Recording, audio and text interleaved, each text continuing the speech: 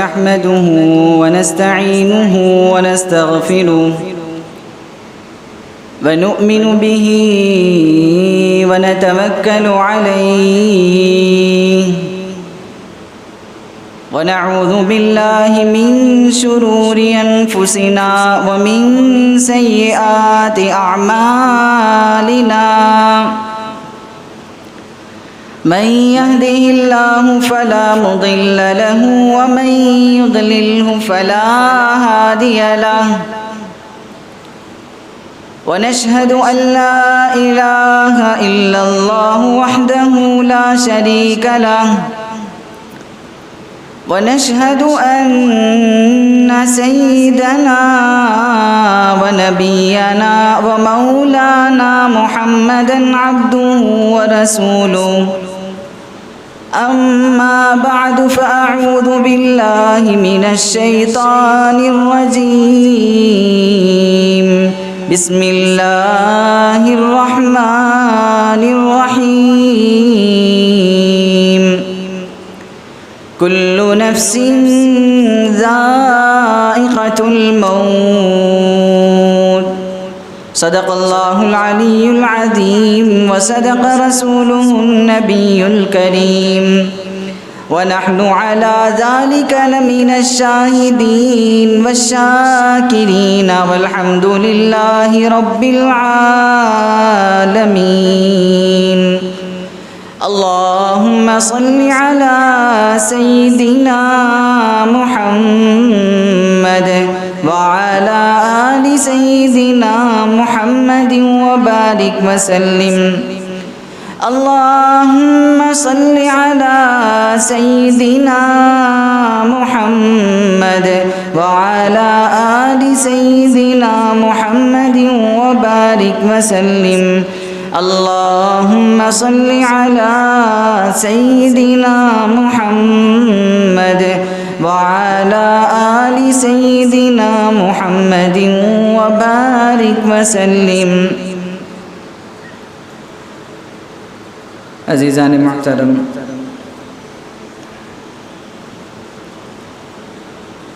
اللہ رب العزت موت و حیات کا خالق و مالک ہے۔ اسی نے ہر جاندار کو زندگی عطا کی اور وہی موت کے گھاٹ اتارتا ہے۔ اللہ رب العزت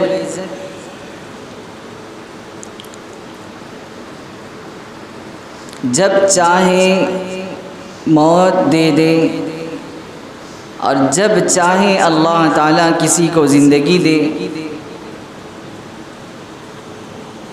اللہ تبارک و تعالیٰ مرنے والے کو بچا دے، یہ اس کی قدرت ہے۔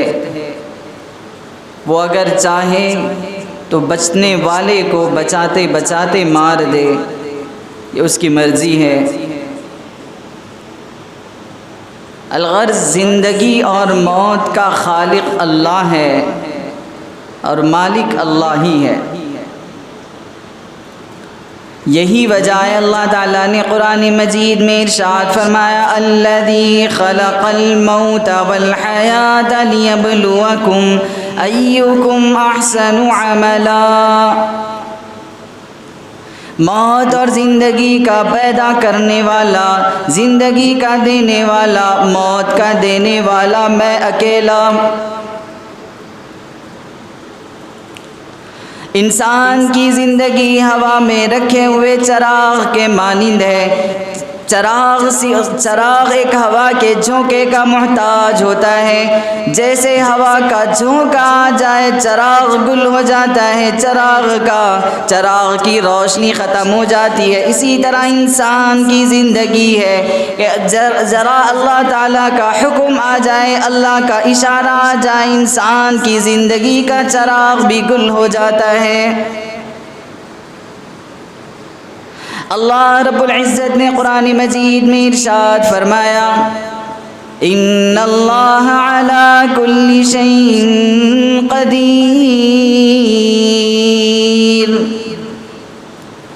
اور قدرت کا دعویٰ کرنے والوں، اپنے آپ کا مالدار ہو کر مالداری کا، سرمایہ داری کا دعویٰ کرنے والوں، تمہیں اپنے مالداری پہ گھمنڈ ہے، تمہیں اپنے سرمایہ داری پہ گھمنڈ ہے، تمہیں اپنی شہرت پہ گھمنڈ ہے، تمہیں اپنے آپ کو بڑا ہونے پہ گھمنڈ ہوگا، لیکن اللہ فرماتا ہے ان اللہ علی کل شیء قدیر، میری قدرت کے آگے کسی کی کوئی قدرت و طاقت نہیں چلا کرتی۔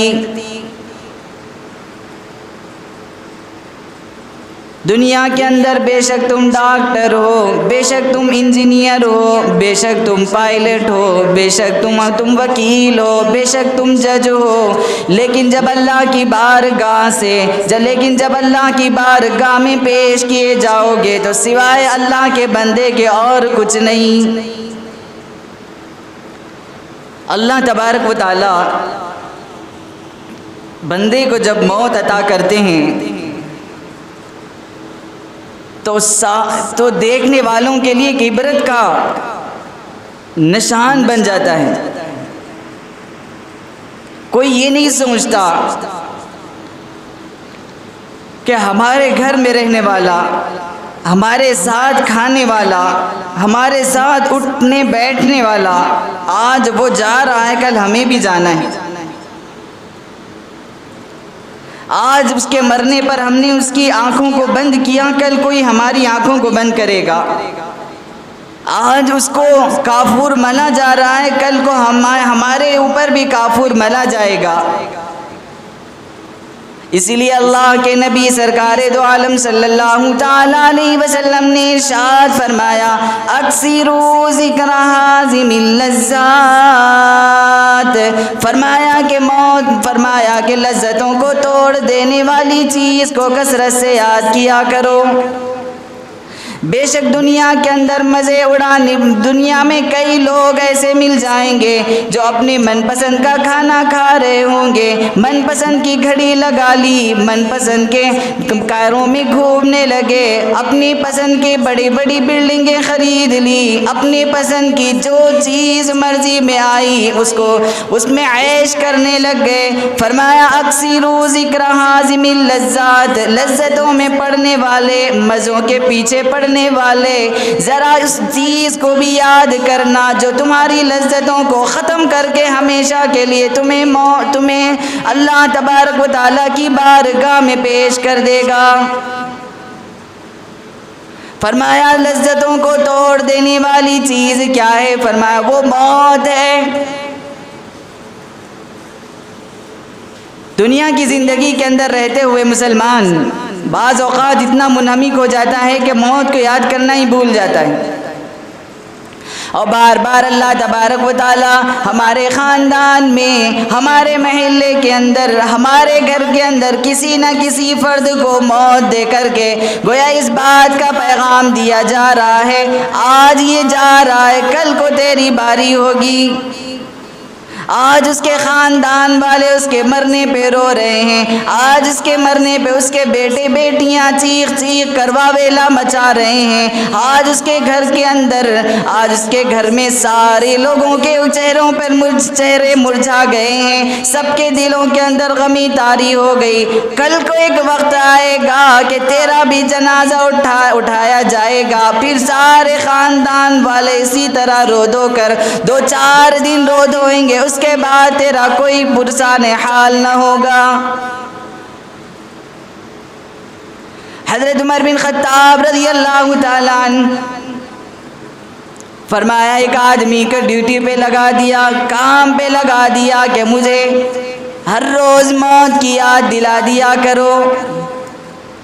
ایک روز اس خادم سے کہنے لگے کہ آج کے بعد تمہیں موت یاد دلانے کی ضرورت نہیں۔ خادم کہنے لگا کیا بات ہے، کیا آپ نے موت کی تیاری کر لی؟ کیا آپ کو اس کے آج کے بعد آپ کو موت کی یاد دلانے کی ضرورت کیوں نہیں؟ حضرت عمر بن خطاب رضی اللہ تعالیٰ عنہ کہنے لگے، اپنے چہرے کے اوپر ہاتھ رکھ کر، اپنی داڑھی کے اوپر ہاتھ رکھ کر کہنے لگے کہ اس داڑھی کے اندر اب سفید بال آ گئے، یہ سفید بال مجھے موت کی یاد دلا دیا کریں گے۔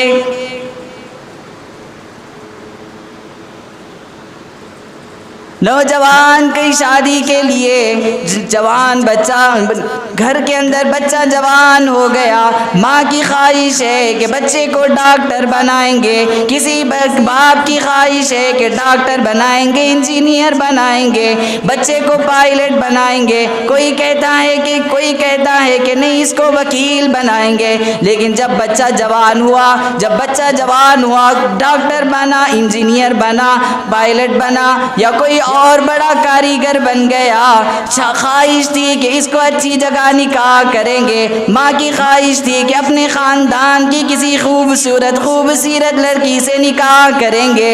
لیکن جب بچہ جوان ہو گیا، بچہ جوان ہو گیا، اسے کیا پتا تھا کہ جس بچے کو میں دولہا بن کر کے دیکھنا چاہ رہا تھا، اتنے میں ملک الموت گھر کے دروازے پہ آ کر کے مسکرا کے دیکھنے لگ گیا۔ اور جس کو تو دولہا بنا ہوا دیکھنا چاہتا ہے، جس کو تو صحرا باندھ کر کے دولہا بنا کر کے اپنے گھر سے تو اپنے گھر پہ تو صحرا باندھ کر کے جس کو تو دولہا بنا ہوا دیکھنا چاہتا ہے، تجھے کیا پتا تو اس کو صحرا تو دور کی بات ہے، تو اس کے سر پہ ہاتھ تک پھیر نہیں سکتا۔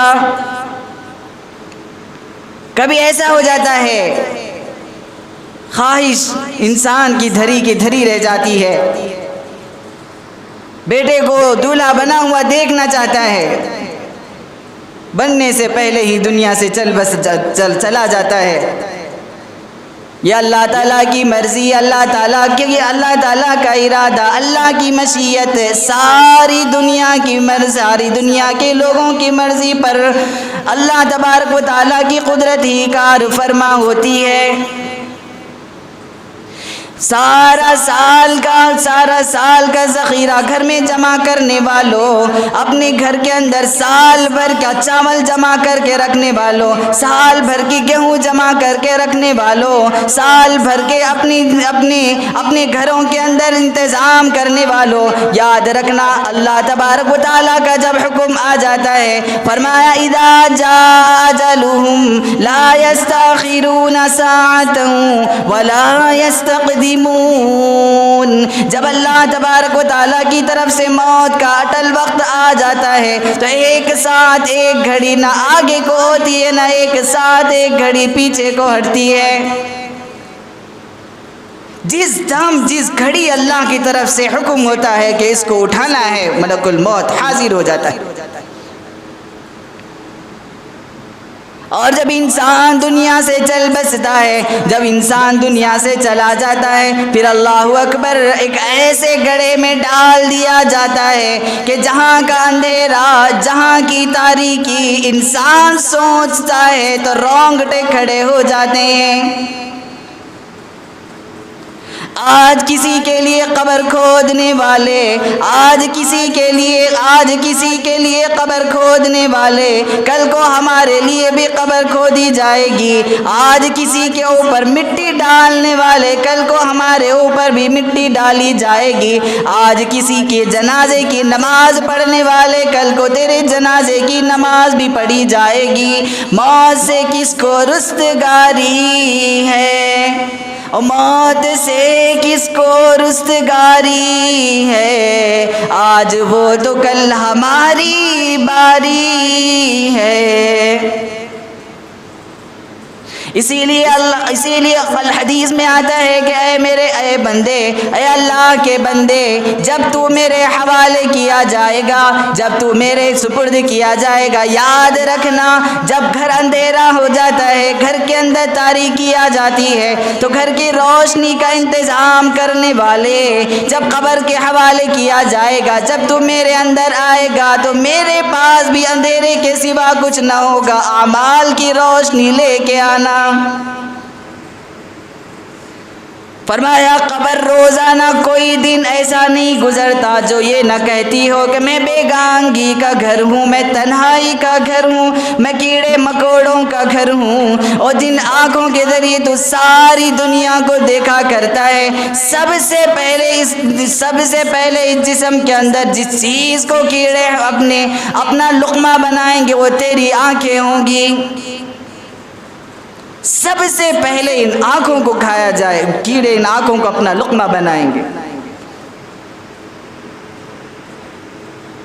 باپ گھر میں داخل ہوا، گھر میں داخل ہو کر کے گوشت لے کر آ کر کے اپنی بیوی کے حوالے کیا، کہنے لگا کہ بناؤ، گوشت بناؤ، ابھی میں پان لے کر کے آتا ہوں۔ یہ کہا گھر کے باہر چلا گیا، بہت دیر ہو گئی، ادھر بیوی نے ہر چیز بنا کے رکھ دی، گوشت کا سالن تیار کر کے رکھ دیا، میٹھا بھی بنا کے رکھ دیا، ہر طرح کے قسم کے شوہر کے من پسند کے ڈش تیار کر کے رکھی، اور دسترخوان پہ انتظار کرنے لگ گئی۔ 2 گھنٹے ہو گئے، 3 گھنٹے ہو گئے، پتہ نہیں کہ کیا بات ہے، اتنی دیر کیوں لگ گئی۔ بیٹے کو کہا کہ جا کر کے باپ کا حال دریافت کر کے آ جاؤ، پتہ نہیں کیا بات ہو گئی، اتنی لیٹ ہو گئی، کیا ہو گیا۔ جب بیٹا گیا باہر جا کر کے دیکھا، کیا دیکھتا ہے کہ کیا دیکھتا ہے، دیکھ کر کے آ کر کے اپنی ماں سے کہتا ہے، آنکھوں سے آنسو نکل رہے ہیں۔ ماں نے پوچھا کیا بات ہے بیٹا، کیوں رو رہا ہے؟ کہنے لگا کہ امی ابو اپنے پیروں سے چل کے گھر سے باہر نکلے تھے، اب جو آ رہے ہیں تو لوگ انہیں سہارا دے کر کے جنازے پہ لوگ انہیں سہارا دے کر کے گھر کو لا رہے ہیں۔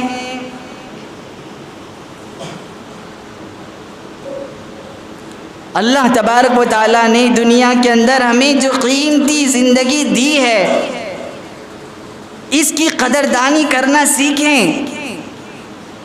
یہ زندگی دوبارہ نہیں ملنے والی۔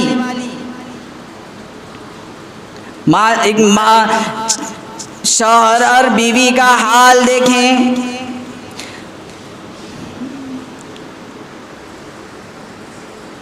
بیوی حمل سے ہے، معصوم بچہ بھی پیٹ میں 7 مہینے کا ہے، 8 مہینے کا ہے۔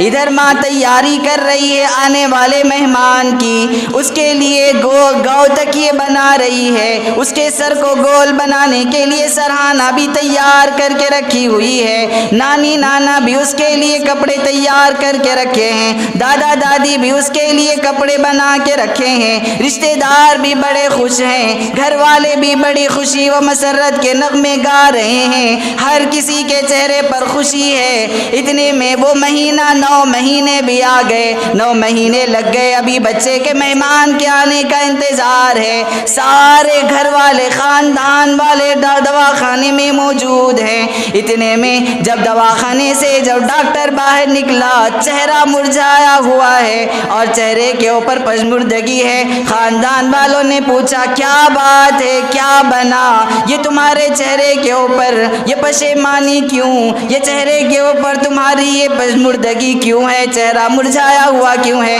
کہنے لگا کہ جس مہمان کے تم سارے خاندان والے انتظار کر رہے تھے وہ دنیا میں آنے سے پہلے ہی اللہ کو پیارا ہو گیا۔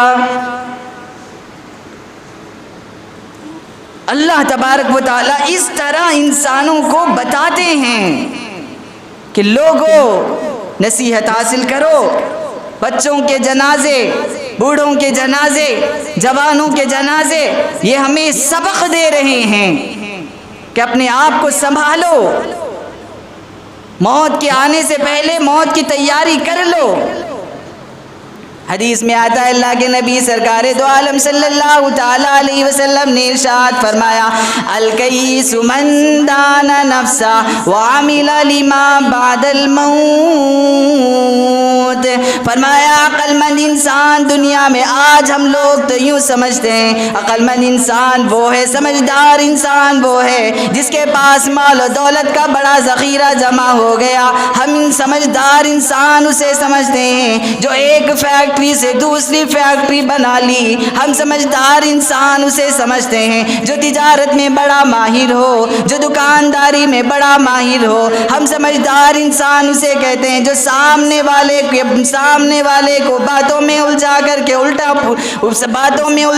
کے اس کو بے وقوف بنا دے. لیکن اللہ کے نبی فرماتے الکیس من دان نفسا، عقل مند انسان، سمجھدار انسان وہ ہے جو اپنے نفس کو جان لے. وعمل لما بعد الموت، اور موت کے بعد کی زندگی کی تیاری کرنے میں لگ جائے. وہ سمجھدار انسان. ہم سمجھدار انسان جو دنیا کے اندر جو پیمانہ لے کے پھرتے ہیں وہ غلط. فرمایا جب انسان کے اوپر موت طاری ہو جاتی ہے، جب قبر کے حوالے کیا جاتا ہے، اللہ اکبر کبیرہ، جو سب سے پہلا سوال کیا جائے گا، سب سے پہلا سوال کیا جائے گا اس ہستی کے بارے میں، اس ذات کے بارے میں سوال کیا جائے گا جس نے ہمیں یہ زندگی، جس نے ہمیں یہ آنکھیں عطا کی تھی، کبھی اس کا شکر ادا نہ کیا، جس نے اس زبان کو عطا کیا، مختلف ذائقے کھانے کی لذت، مختلف کھانے عطا کیے اور ہر ایک کے ذائقہ لذت تمہیں زبان کے ذریعے سے معلوم ہوتا گیا، کبھی شکر ادا نہ کیا. اللہ نے تمہیں اپنا سر ڈھانکنے کے لیے چھت عطا کی، تم نے کبھی شکر ادا نہ کیا. اللہ نے تمہیں بیوی عطا کی لیکن کبھی شکر ادا نہ کیا. اللہ نے اولاد کی نعمت عطا کی، کبھی شکر ادا نہ کیا. اللہ نے عزت کی زندگی عطا کی، کبھی شکر ادا نہ کیا. آج اس ذات کے بارے میں پوچھا جائے گا، کہا جائے گا کہ من ربو کا، بتا تیرا پروردگار کون ہے. اگر اس نے زندگی میں اللہ کا دھیان اپنے دل میں بسایا ہوگا، اگر اس نے زندگی میں اللہ کو نہیں بلایا ہوگا، وہ جواب دے گا کہ ربی اللہ، میرا رب اللہ ہے. کب تک آخر ہم اللہ کو بھلا کے زندگی گزاریں گے؟ یہ بھی کوئی زندگی ہے؟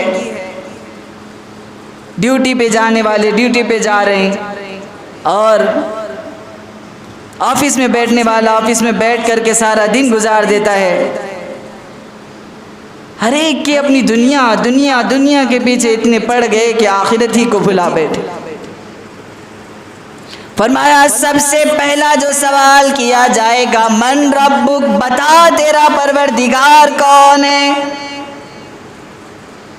اگر اس نے اپنی زندگی میں اللہ کو یاد کیا تھا ہوگا، نمازیں پڑھی تھی ہوگی، اللہ تبارک و تعالیٰ کا دھیان دل میں بسایا ہوگا، جواب ضرور دے گا. حضرت رابعہ بصریہ علیہ الرحمہ کا انتقال ہوا. کسی دیکھنے والے نے خواب میں دیکھا، پر پوچھا کیا بات بنی، کیا ہوا؟ وہ رابعہ بصریہ علیہ الرحمہ اللہ اکبر کبیرہ کہنے لگی کہ میرے پاس فرشتے آئے، منکر نکیر آ کر کے سوال کرنے لگے کہ من ربک، تیرا پروردگار کون ہے. تو میں نے ان سے الٹا سوال کیا، یہ تو بتاؤ کہ تمہارا پروردگار کون ہے. فرشتے حیران رہ گئے، کہنے لگے کہ یہ کیا بات ہے، ہمیں تو اللہ کی طرف سے حکم ملا ہے کہ تمہیں سوال کریں کہ تمہارا پروردگار کون ہے. رابعہ بصریہ علیہ الرحمہ کہنے لگی کہ جاؤ اپنے اللہ سے کہہ دو، جاؤ میرے رب سے کہہ دو، میرے اللہ سے کہہ دو کہ میں نے ساری زندگی اپنے پروردگار کو نہ بھولا. 2 فٹ زمین کے نیچے آ کر کے کیا میں اپنے پروردگار کو بھول جاؤں گی؟